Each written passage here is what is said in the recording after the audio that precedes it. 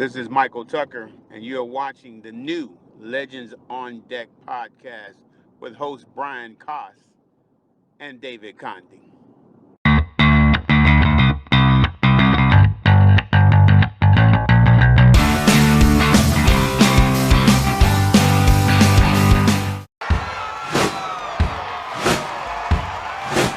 It's better than any sporting event I've ever been to. Yeah! Here in Savannah, we've got the #1 place to come to and watch baseball. You've got to see it for yourself. There is going to be moments in the game where you're like, I can't believe that just happened. Or, what is this? Everybody! Are you kidding me? Inject this in my veins. This is chaos. Yes, I'm all in.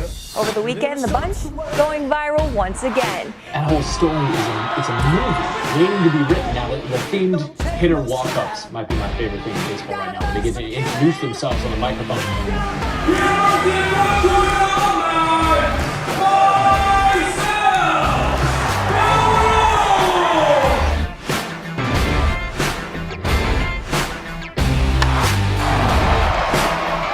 Every single game the Bananas have played at home this summer, well, it's been a sellout. It's not even a baseball game, it's a circus. It's a circus. And I think the sold out stands, say it all. The key is to continue to focus on how you can make it nonstop fun, make it faster, and make the entertainment never stop. We can play in pants, we can play in kills, we're just a good baseball team. We're out here having fun, and fun wins. Every single night is someone's first game. It's opening night for somebody coming out every single night. Yeah, you may be 5 miles from home or 2 miles from your office, but when you step foot in the historic Grayson Stadium, it's like you're at Disney World. The famous Savannah Bananas are coming to Mobile in the near future.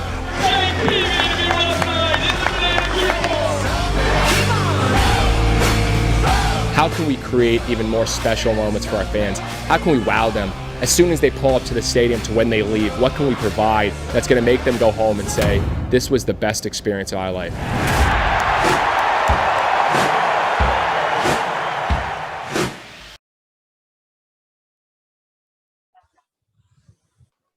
Welcome to the latest episode of the Legends on Deck podcast. My name is Brian Koss, your senior editor.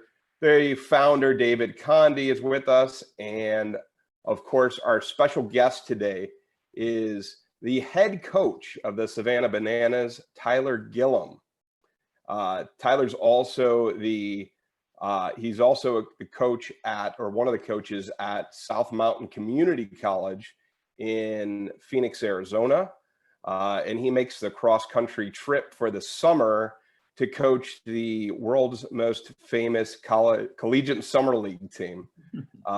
If you don't know about the Savannah Bananas yet, you're going to know a lot about the Savannah Bananas in the months and years to come. So, Tyler, welcome to the show. Brian, I appreciate that, man. David, nice to meet you guys, and thanks for having me on. That's awesome. That's awesome. So we'll kind of turn back the clock with you a little bit. Tell us about your beginnings in baseball, where you grew up, how you started playing, and then maybe walk us through like your transition from player to coach. Yeah. So, a guy I looked up to a lot was my cousin, Chris Offord. He's about 10 years older than me. And so he was like one of my closest relatives that I was around him a lot. Huge baseball guy. So he was a big Cubs fan. We used to watch WGN all the time. And then it was Chipper Jones and TBS. And so growing up, always kind of looked up to him. And they were really good in high school too. I went to a small school, Latta High School. It's a 2A high school in Oklahoma. So I graduated with the biggest class of all time at Latta High School with 75 people. And so we have it's in Ada, Oklahoma. It's about 17,000 people.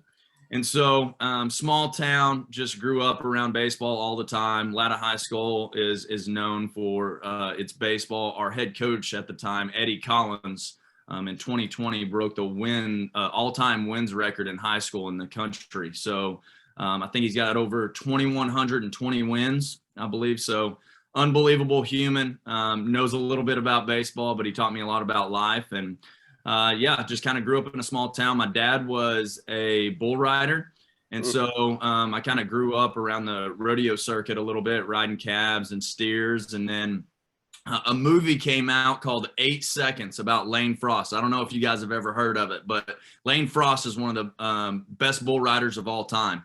And so that movie came out. I was probably about 8-10 years old. And my dad actually rodeoed at different rodeos with Lane.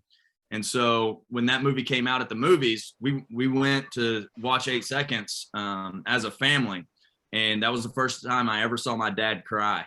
And so at the end of the movie, it's a true story. Lane Frost gets horned by a bull. It punctures his lung. He dies in Cheyenne at the rodeo there. And that's kind of, it's a story about him. And so I never saw my dad cry until that movie. And so I'm sitting there at the movies and I'm like, what is going on right now? You know? And in that moment, guys, I basically decided, hey, you know what? I'd rather get hit by a 90-mile-an-hour fastball than horned by a bull. So I stopped rodeoing and focused on baseball. And, once I got into high school, we had a really good team. And I was, lucky to be around some good ball players, and Eddie Collins being my head coach and putting me on the right path. And we won 4 state championships there. And man, baseball's always been, it's kind of been my getaway. It's saved me from a lot of things. And, I owe so much to the game of baseball, and I'm always trying to give back to it. I do want to say one thing on that. Your Twitter page, your photo, you're holding, I don't know if that's your son as a kid, but you're also wearing the uniform with cowboy boots. Yeah. So that's cool. So I've never seen that. That's cool. Yeah. So as far as I know, I think I'm the only cowboy coach in America. I don't know. Right. And so, hey, Justin Boots, if you guys want to sponsor me for some new boots. There you go. In 2019, how that started, David, 2019, we always make videos with the Bananas. One of our music videos in 2019 was Old Town Road. Oh, really? So we reenacted that video. We had I rode in on a horse, so we did the whole music video. And so I wore my boots in that video. And then Jesse, our owner, said, hey, what do you think about wearing boots on the field? And I'm like, part of the show. That's what we do, And so ever since then, I've wore boots every day on the field. So it's part of what we do, man. We exist to make baseball fun. But it also doesn't take away from us winning on the baseball field too. So it's a good piece. So that's awesome. Yeah, I kind of figured. So we've made that connection from your cowboy background to your rodeo background too. Yeah. So it's not just a random thing. No, you're just not a guy that was forced to wear cowboy boots. You're a natural. So take me through then. So you leave there, and then you're coaching. Where's your coaching career begin? Yeah. So I went to Seminole State Junior College to play baseball there. It's one of the best. Here in Florida? No, it's the real one in Oklahoma. Oh, okay. The one in Florida came after us. Okay. So anyway, okay. That's near me, but yeah. Yeah. So I went there. The tradition is huge there at Seminole. Pretty much, if you go back to the mid 70s, all of us are connected traditionally. So there's a lot of traditions there. It was one of the winningest junior colleges of all time for a lot of years. So Zero Simmons was the head coach there and kind of got that thing started. I still think he's got the most wins in junior college, I think. But anyway, I played there in 06, 07. I went back home to East Central University to play. And so a big reason to go back to East Central is because I knew they had a grad assistant program for assistant coaches. So I could jump on there, get my master's degree in sports administration, and begin my coaching career. So that was a big reason why I went to play at East Central. And it's in Ada, Oklahoma, where I'm from. And so I went there, got my master's, and they don't have a full-time paid assistant. And so once I finished with my master's degree, I said, hey, I want to be at the Division I level. At that time I was 23. So I'm like, okay, how am I going to get to the Division I level? What's the best route? And so I thought, if I figure out how to go to Phoenix, Arizona, and get around as many baseball people as possible, that's the best place to network and grow. And so that's kind of been my North Star ever since probably 2010 is where can I go to network and continue to grow? Where can I get responsibility and continue to learn? And so basically what I did was I finished my master's degree in May of 2011. I sent emails out to every junior college in the Phoenix area. So there's 8 of them. And I said, hey, in 2 weeks, I'm driving out to Phoenix. I'm coming to Phoenix to coach. I don't know where, but if you have an opening, I'd love to apply for it because I'm coming to Phoenix. And so 3 people got back to me. I wanted to be at South Mountain Community College, where I'm currently at, but I didn't know if they had an opening. And so anyway, drive 17 hours out there straight, crushing Red Bulls, eating seeds, you know, almost hit an elk on the way down the mountain at like 3 a.m. So made it to the valley. Anyway, I interviewed for 2 days, and the interview went good with Todd Easton, our head baseball coach at South Mountain. And so on my way home, he calls me and says, hey, I don't have any money, but I've got a spot open. So if you want to take that spot, it's all yours. And so I was like, yeah, you know, I've done a lot of different things. I'll figure out how to make money. I'll figure out how to make ends meet. So there was luckily a field maintenance job open in the morning. So I took that job, just finished with my master's degree. So I moved to Phoenix coaching for no money and took a maintenance job that was $9 an hour, no benefits. And I worked from 4:30 a.m. to 1 p.m. I would take a shower, go to the baseball field, and then we would practice from 1:30 to roughly 5:30-ish. And we do that 6 days a week, basically. And so I kind of bet on myself. That was kind of the thought process there, is like, I need to go somewhere where I can network the most and grow. And I thought that was the best place. And, you know, looking back on it, you know, I went there to try to get to the Division I level, and then I fell in love with Phoenix, and it's baseball heaven. And so it's been hard for me to leave. I'll say that. It's a really good setup. It's been hard for me to leave. Yeah. And not my understanding is that you're on faculty there too at the school. Yeah, so I'm exercise science faculty since 2015-16. And so how that worked out is I had my master's degree, which opened some doors to get in the classroom. And so when I moved out there, the first year I worked on field maintenance full time.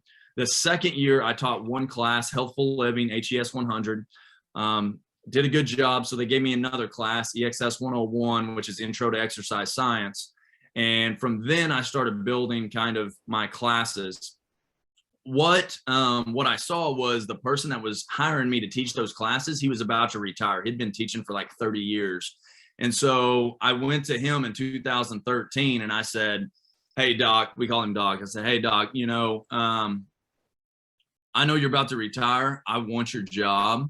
And so if you will give me all your responsibility, you don't have to pay me or anything. I'll do your job for free as long as I can get basically you know, all the understandings of how to do your job. So I basically did his job for 2 years. And then when he retired, the interview process came to be, and it was like, man, Gillum's already been doing all of this. He started the personal training program. We have a personal training certificate there, an AA degree that transfers to ASU.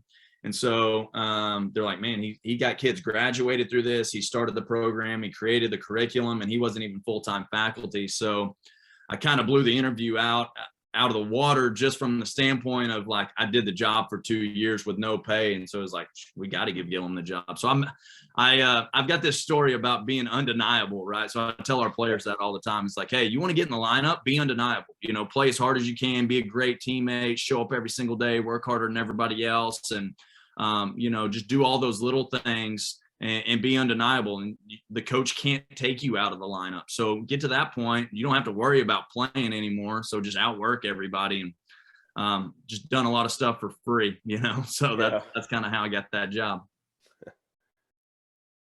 That's awesome. Yeah, that's a cool story. It's a cool story. It's good lesson for everybody. Well, I wanted to ask you something, kind of leading into what I wanted to ask you was that I see what you're doing at the colleges. excuse me, you're showing your ball players how hard worker you are, you know, what you have to do, the little things to get to where you want to be. I mean, that's what a mentor does. You know, that's what you've achieved. I don't know how many people would take a job and not get paid, but your end goal was to be better than where you were at, and to just make waves and change people's lives. And if you've done that, you know, and people want to see that unless they've spoken to you, right? They know your story, which I'm glad we're able to get that out. So coaching at you know, the college with that type of baseball, which is, you know, probably you're not doing many shows there. What's it been like with the transition to now coach? Now, I'm not saying the Bananas are not baseball, they're not, but from what I've seen, and I need to get out there now, I'm going to take my family, but from what I've seen, it's just like a show. What's it been like, the transition from going to traditional baseball to now going to the Bananas and now having to actually come with some type of talent other than playing baseball? Yeah, so how my summer league stuff got started is in 2012 when I moved to South Mountain. I wasn't making any money, so I'm like, hey, I need to go get some more experience. I need to coach 40 more players, and I need to make a little money in the summer. So I started coaching summer baseball. I went to Myrtle Beach for 2 summers, coached in a little league there. Then that collegiate league's no longer around. From there, I went to the Texas Collegiate League for 3 summers with 2 of my best friends, Clay Cox and Kurt Dixon, and we won 3 TCL championships there. And then when we finished that in 2016, I was kind of looking for a new challenge, and I got the opportunity to go to the Cape. And so I got to go up there with Coach Pickler. Coach Pickler is a legend up there. He's been at YD for, I think, 26-ish years. He just broke the wins record for the Cape Cod League up there this year, probably like last week. And so anyway, I got the opportunity to go do that in the Cape, which is a special opportunity. And the Bananas started in 2016. So I was watching the Bananas from afar because my buddy was the first head coach of the Bananas in 2016. His name's Sean West. And basically our owner, Jesse Cole, his goal was to create the best entertainment in sports, right? And his goal was to have fans come to the stadium, stay locked in for 9 innings, have a blast, and have never forget moments, right? And so I'm seeing these things kind of play out in 16 and 17. And my buddy calls me in the fall of 2017, right when I finished for the Cape. And he's like, hey, Gillum, I'm having a kid. I can't go back next summer. I want to go back, but I'm not going to be able to make it work with my family. They wanted me to, you know, kind of look for somebody that could talk in front of 5,000 people, think outside of the box, and that could bring top talent in the summer. And so I said, hey, I think you're a fit. Are you interested? And so we started talking. That's kind of how it started playing out. A big reason why I thought that was really interesting, this job was really interesting, is because in 2017 in January, I wanted to set a massive goal that scared the hell out of me. And so my goal, I wrote it on my whiteboard in my office, was to have a positive impact on 1 million people through baseball, education, and exercise. And those 3 areas are basically what I do every day. I'm a baseball coach. I teach in the classroom, and I'm also a certified strength and conditioning coach. So I run all of our fitness center and our strength and conditioning for all of our teams at South Mountain. So those are my 3 main areas. And so, hey, I want to have a positive impact on as many people as I can. So I set that goal in 17, and then I finished in the Cape. I got the call for the Bananas, and they were selling out games at that point. I said, hey, this is really different. This is a challenge. You know, this is something that's, can I win baseball games? Because it's traditional baseball in the summer. It's, you know, we play in the Coastal Plain League. And so it's entertainment plus baseball. And so I said, hey, can we create the best summer baseball experience in college baseball? That was my goal coming here. And so a lot of people explain it. It's a circus, and then a baseball game breaks out. And so when I first talked to Jesse Cole, you know, I already kind of knew a little bit of what was going on. But the first quote that I heard was, if it's normal, do the exact opposite. And that's what the Bananas are. If it's normal, do the exact opposite. But we exist to make baseball fun for fans and for players. And so that's what you'll hear from fans and players is like, hey, this is the funnest environment that I've ever played in. So a lot of people see on social media all of our dances and our entertainment and our craziness. But sometimes what gets lost is that we've won 2 championships in the CPL. Last summer we were 40-10. We've had 32 players drafted. We have 2 big leaguers already. We've only been in existence since 2016. So we're winning on the baseball field, but we're also selling out games. We've sold out 160 consecutive games since 2016. So that was the challenge in 2018 when I took the job. Can you sell out games and entertain fans, but also can you develop players and dogpile at the end? And so we're trying to marry those. And last summer, I think it came to kind of a cherry on top when we were 40-10, and it was unbelievable, the group of guys we had. So special group, but it's a fun place to play. So I have a question. I have one question on that, if you don't mind. Yeah. I was thinking, what do other teams that are coming in, do you have special teams that come in and know what's going on? Do you have teams that come in and are like, what's going on? Is this real baseball? So the teams coming in, what are their reactions to what's going on? How do they take it on? And then their fans, and like, what has been some type of feedback you've gotten from that? Yeah, so we have 2 teams right now. So that's kind of the confusing part that some people don't understand right now. So we have 2 teams. We have our collegiate summer team that plays from May to August. And then we have our banana ball team where we've created our own rules of baseball. And that's our pro team. So those guys get paid. Most of those guys are indie ball players. Some of those guys are old guys like Bill Spaceman Lee. So you probably know him from the Red Sox, right? 75 years old and just still throwing strikes. It's unbelievable, right? So we have our banana ball team. So those guys are pro guys. We went on a world tour this past year in the spring. So that was February to May. And we played in 7 different cities, sold out those 7 different cities. And so that's something that kind of everybody's trying to figure out right now. So we have our pro team and we have our summer collegiate team. In the summer, we just play traditional baseball. It's CPL, NCAA rules, and we do the entertainment along with that. So we still do all the promos. We do the different walk-ups. The pro team does like the guy on stilts, the bats. We don't do that in the summer. We push the boundaries a lot, but we don't have flaming bats in the summer collegiate league. So it's a great question, David. So in 2018, when I first took the job, everybody always said to me, how does it feel to coach for a team that doesn't care about baseball? And it used to piss me off, David, because I want to win. I want to dogpile. I want to develop baseball players. I want to develop men. And that first summer, the first half, we were 17-4. We sold out every game. And so everybody kept saying, how does it feel to coach for a team that doesn't care about baseball? And I'm like, I don't understand. Like, we have 10 all-stars. All right. We're 17-4. We're beating everybody, and we're selling out games, and we're still dancing on the field. We're putting together choreographed dances. So we're doing it all right now. So I don't know anybody that doesn't care about baseball, but we also care about the entertainment. I think my question to everybody else is, why don't you guys care about the entertainment and fans? So that's my question to everybody from that standpoint. And so now we've transitioned where we got really good at the summer collegiate stuff, where we were selling out games and fans were having an awesome time, and all these stories and never forget moments were created. And if you know anything about summer collegiate ball, like, it's 3 months of getting after it from a business standpoint.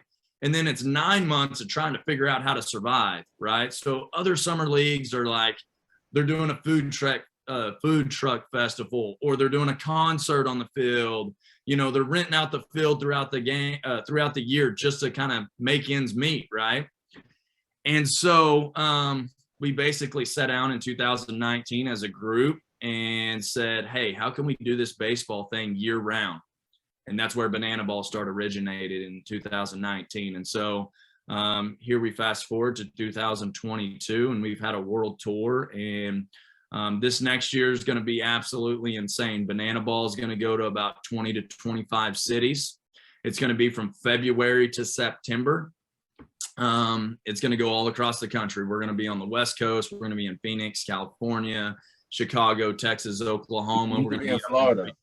It'd be a less of a drive for me to come to Florida. So we were in Florida this past year. We did West Palm. We did Daytona. So we're going to go back to those same cities. I think we're probably going to hit 3 or 4 cities in Florida. So we're going to make that swing again too. So it's going to be a crazy ride.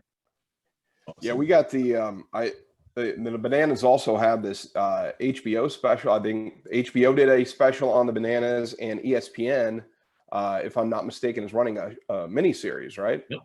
Yeah, so the mini series comes out in August. I think somewhere around August 20th.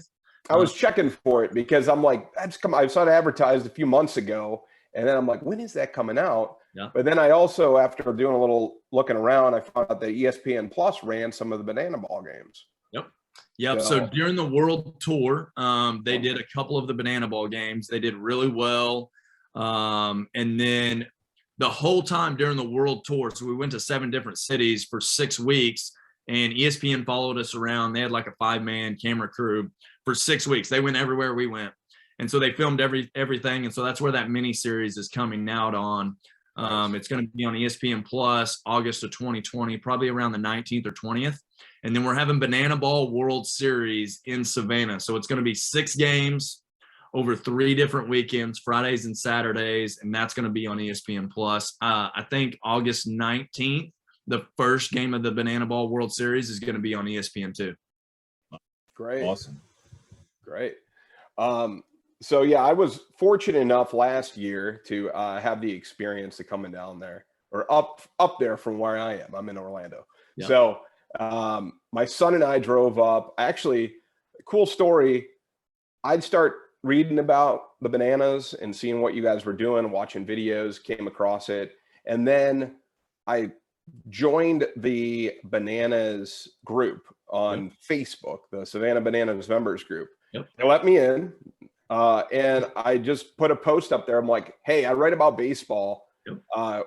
You guys are doing something totally different. How would I cover this team and cover this game? Right. So a member or a season ticket holder responded to me, said, come on up, whatever, you just tell me what game you want to go to. Yep. Come on up. I'll give you my tickets. Go to the game. It'll be like nothing you've ever been to. So I did that. And then I reached out to Jesse Cole. I mean, like, he might respond to me. He might not respond to me. I don't know. We'll see. He responds to me. He takes my phone call. We have a conversation. I learn all about the history of the Bananas. And I'll tell you what, those 2 articles, the one that I spent interviewing Jesse Cole and the other one that I did covering, and I actually saw a Bananas ball game. It was a non-sanctioned, it wasn't a CPL game. And those 2 articles, I look at our statistics from our website, and those are some of the most good articles. People are looking at that Jesse Cole article that I wrote every day. I mean, I see people. I mean, it's like, more and more people every day. I'm like, it never goes away. It's one of our most viewed articles. So people are Googling Jesse Cole and the Savannah Bananas all the time. So I fully expect that your visit on our podcast is going to be one of the most, one of the biggest out there. But it was a great experience. I mean, the fan base was awesome. I talked to people that were, old school, traditional, like David was saying, some people may have a resistance to the whole concept. People that grew up watching normal baseball, traditional baseball, that said, you know what, I love what they're doing here. I love baseball. I love everything about baseball, but this is fun. And I like everything they're doing. And we do actually play good baseball too, like you said, with the CPL. I think with the Banana Ball, kind of Jesse says it all the time, is like, all the people that don't like Banana Ball, we're just not for them. And that's okay. Yeah. We don't have to be for everybody. The way I look at Banana Ball is a complete different game though, so I don't go, I think the problem is some people go into it and you're expecting, just general baseball. And then you get upset about it if you're a traditionalist, right? Sure. Like, I don't go into it looking at, as general baseball. I look at it as a new game with different rules, and I got to figure out how to solve this problem and win this game, right? Right. We're going to entertain too. And so one thing I think that I know that it's working is, obviously we've sold out all the games for Banana Ball on the road, but every single game, Brian, like you're talking about, I remember talking to you and your kid on the plaza, that night when you came to the game. And every single night I stand out there on the plaza and I have some fan that's never been to a Bananas game come up to me and say, hey, this was unbelievable. My kids haven't stopped smiling. They love these games. They don't like traditional baseball games. It doesn't keep their attention, but they love these games because there's so much going on.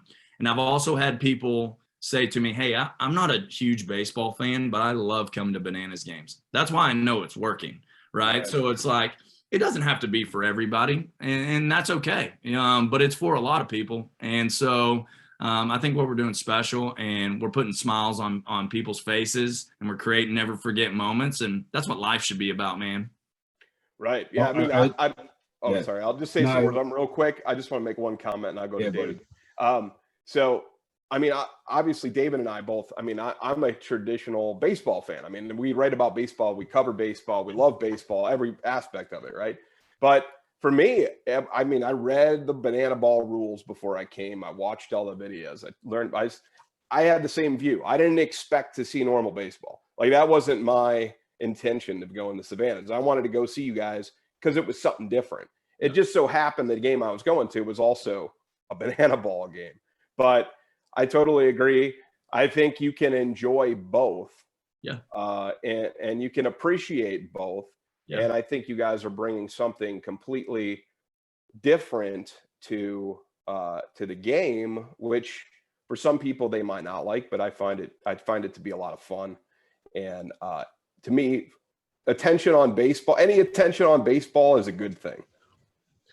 And one thing I just want to say is that I like what you said about keeping people in the game, like paying attention. So I recently went to New York to go visit family up in Connecticut, and I'm a Mets fan. So I told the boys, we're going to watch the Mets. I grew up a Mets fan, and every chance I get, I go to watch the game. So we get to the stadium, and maybe third or fourth inning, my son's like, can we walk around the stadium and, see what's going on? I'm thinking, no, I want to sit down and watch the game, right? I don't want, I've been in enough baseball games, but, I can get to see the Mets live all the time. So we walk around and we come back and sit down, and then he's just like, he looks bored. And you just made a great point. If I can get the kids to go to a game with this entertainment and keeping them interactive in it, then they're going to want to continue to go watch the game. And they're going to say, okay, this is not, like you said, traditional baseball, but this is amazing. So I can understand why people want to go back and just be entertained. Rather, baseball is great. I love watching. I can watch it all day long. But if there's something else that piques my interest, or something that gets me like smiling, like you said, have kids coming out there smiling, a whole lot better than having your kids say, hey, Dad, can we walk around the stadium? Because I don't want to watch the game right now. So, and your boys your boys are baseball players too. Yeah, I mean, I've coached baseball. I've coached my oldest one since he was like 10. He's 16 now. My little one's coming along. He's probably, hopefully he wants to go pro. So give him every opportunity he can. But even with him, I got to keep him entertained. That would be an amazing experience. So that's going to have to be a road trip that I'm going to have to take. I don't know if this year, but I definitely got to get up there with him. Well, to me, it was like, I'm a big college football fan. I thought had like kind of the excitement of a big college football atmosphere, but also like, or sort of like a professional wrestling aspect to it too. It was like that. It was like watching like college football, baseball, pro wrestling, and something else. It was just there was always something going on. NBA games are sort of like that too, where there's entertainment between everything. Mm-hmm. So combining aspects of all the different sports and entertainment, I thought made it really exciting for people. And I mean, you look around the crowd, and it was everybody was engaged in the game. Everybody was having a good time. People from 5 years old to 90 years old. I mean, I saw everybody. Yeah, I think what we really try to, we exist to make baseball fun, but it's trying to figure out how to create those never forget moments for every fan that comes, right? So a sellout for us is 4,000 fans. I think we average like 4,300, something like that. So within our entire organization, the number one thing we talk about with every single person that's here is try to figure out how to create a never forget moment for one fan tonight. And then if you do one fan, do another fan, right? So figure out that moment, however you can create that never forget moment. Like you guys have had those never forget moments growing up. I had those, when I went to a Tulsa Drillers game when I was 8, right? And right behind the right field, they have a batting cage. So my uncle took me back there. They broke a bat. They had a broken bat. They throw it over the fence. I'm like, this is the coolest thing ever, right? I got a broken bat. We go to the game. I'm sitting behind the first base dugout, and a guy breaks a bat in a game, and he throws me another bat over the dugout. So I get 2 bats, 1 game, you know, so I'm thinking about that the whole time. Like, this is unbelievable. So we're trying to figure out, how do we create that every single night? And that's why our business LLC name is Fans First Entertainment.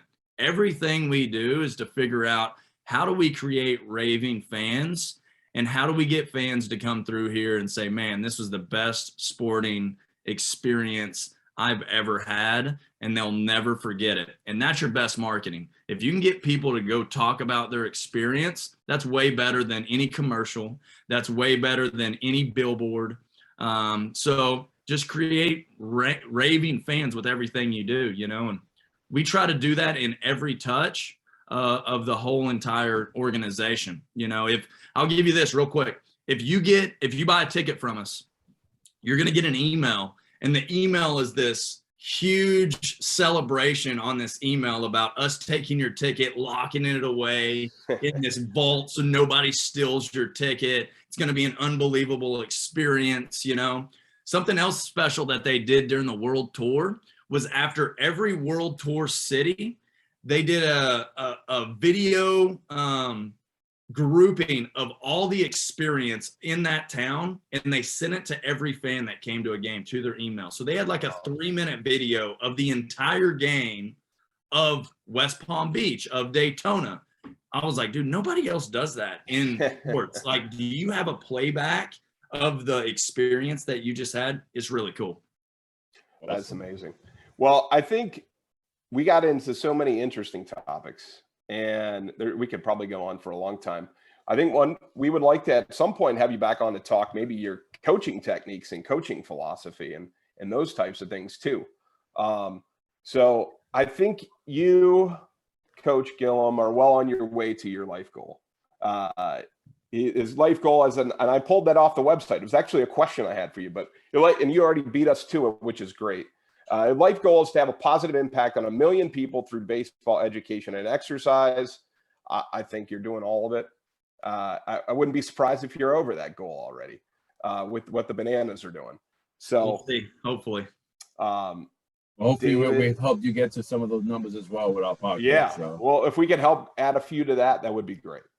Yeah, appreciate you guys on that, man. It's one person a day, right? Get to hang out with you guys, talk shop. It's one person a day. We'll see if we can get there. That's right. So Coach Tyler Gillum, Savannah Bananas, South Mountain Community College. Thank you for joining us, David Conde, Brian Koss, and thank you for listening to Legends on Deck podcast. Thanks, guys.